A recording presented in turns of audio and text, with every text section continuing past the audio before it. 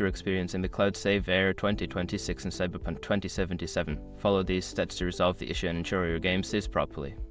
Step 1. Check internet connection. Ensure that your internet connection is stable and working. A poor connection can prevent the game from syncing with the cloud. Step 2. Restart the game.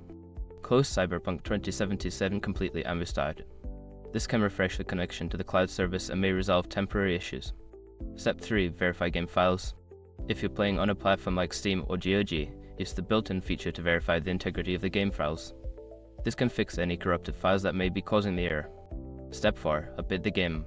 Make sure that Cyberpunk 2077 is updated to the latest version. Developers often release patches that fix bugs, including cloud save issues. Step 5. Contact support. If the problem persists after trying the above steps, reach out to the game support team for further assistance. Provide them with details about the error and any troubleshooting steps you've already taken. By following these steps, you should be able to resolve the cloud save error and continue enjoying your game.